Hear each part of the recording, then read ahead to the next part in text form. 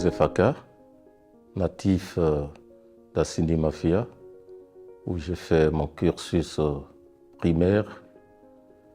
Le secondaire, je l'ai fait au petit séminaire de Bingerville, ensuite au moyen séminaire Saint-Joseph-Mokassa de Yopougon. Après le baccalauréat, il a plu au premier évêque du diocèse de Grand Bassam de m'envoyer au Ghana faire le grand séminaire. Ainsi, j'ai fait l'année propédeutique et les 2 années de philosophie au séminaire Saint-Paul d'Accra et les 4 années de théologie au séminaire Saint-Pierre de Cape Coast, toujours au Ghana. Après quoi, je suis revenu à Bassam pour mon ordination sacerdotale.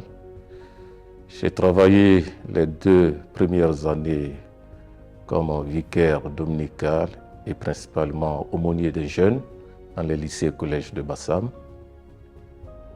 Puis, après la 2e année, j'ai été nommé curé de la paroisse Saint-Antoine de Padoue de Mossou par la grâce de Dieu et par la bienveillance du Saint-Père, le Pape François.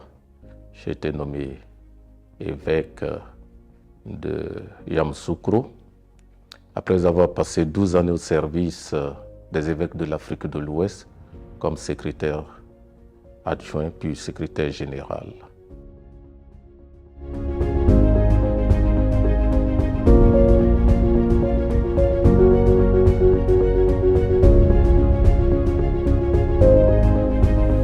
Assini a eu la chance d'accueillir les tout premiers missionnaires déjà en 1600. Voilà, Assini a joué quand même un rôle dans l'histoire de ce pays, tout comme Yamoussoukro a joué et joue toujours un rôle dans l'histoire de ce pays. Est-ce qu'il y a un évêque religieux ou un évêque politique ou un évêque mécanicien, un évêque... Non, l'évêque c'est l'évêque. L'évêque c'est le pasteur. Et comme disait le pape François dans un de ses discours, il disait que je ne suis pas pape catholique pour les catholiques, mais je suis catholique et pape pour le monde entier et pour tous les hommes. Et donc, évêque que je suis de Yamoussoukro, je le suis pour tous les hommes, qu'ils soient dans le domaine politique, dans le domaine économique, dans le domaine de l'agriculture. Je suis un pasteur pour tous les hommes.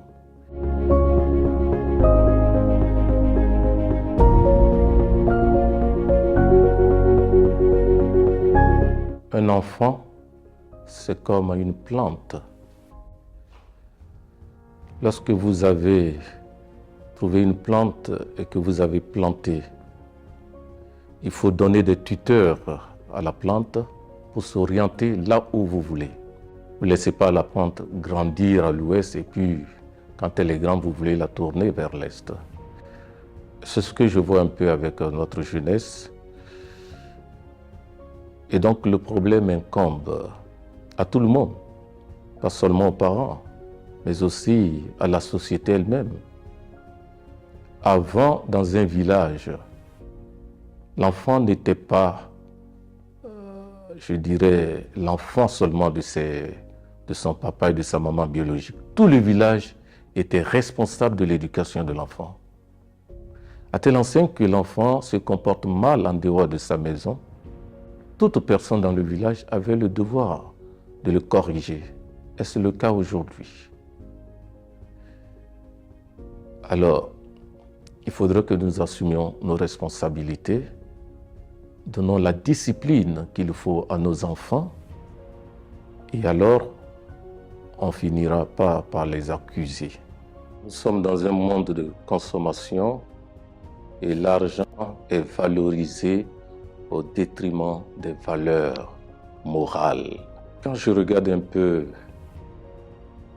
les concours Miss Côte d'Ivoire et puis les récompenses qu'on donne aux Miss et les récompenses qu'on donne aux enfants qui sont premiers de classe à l'entrée en sixième, au CEP ou au BEPC, calculer la valeur des dons qu'on fait. Ces enfants qui se sont battus intellectuellement, c'est des crayons, vraiment pas grande chose. Alors que la Miss Côte d'Ivoire, elle a une voiture. Quand on analyse la valeur matérielle de ce qu'on donne, je pense que c'est disproportionné. Si nous voulons encourager nos enfants, faisons comme avant. À la fin de chaque année, il y avait des distributions de prix. Moi, je me rappelle que la première fois où j'étais premier de classe, mon papa, tout heureux à l'école, est venu me donner 5 000. Tout enfant que j'étais 5 000, j'étais heureux. Dans l'Église catholique, au niveau spirituel, la pauvreté n'est pas à confondre avec la misère. La pauvreté, c'est pas un défaut. La pauvreté, c'est le détachement, c'est apprendre à vivre avec ce qu'on a, ne pas envier, mais en même temps chercher à travailler pour sortir de cet élan de pauvreté, mais en gagnant son pain de manière honnête. Aujourd'hui, j'ai l'impression que tout le monde est gagné par cette publicité qui, dans le temps, passait sur les antennes. Le monsieur grattait PME et puis dit « l'argent vitesse, dormez seulement ». Alors, les gens veulent gagner l'argent vitesse. Non, il faut gagner l'argent honnêtement à la sueur de son front. Pour que cela arrive, il faut éduquer les enfants à se contenter du peu et à travailler pour gagner ce dont ils ont besoin. Si vous attendez d'un évêque catholique qui déclare des millions qui lui appartiennent personnellement, je dis non. Ce qu'il a, c'est pour le diocèse. Peut-être des amis peuvent lui faire des dons à titre personnel, mais là encore, il l'utilise pour le service du diocèse. La politique, c'est quoi? C'est la gestion de la cité. Nous sommes tous citoyens de cette cité. Et dans une cité, nous avons des devoirs et des droits. En tant que prêtre, je dois accomplir mon devoir. En tant qu'évêque, je dois accomplir mon devoir. En tant que citoyen d'un État, je dois accomplir mes devoirs de citoyen. Mais en tant que pasteur, je dois aussi encourager ceux qui ont fait l'option pour gérer la cité.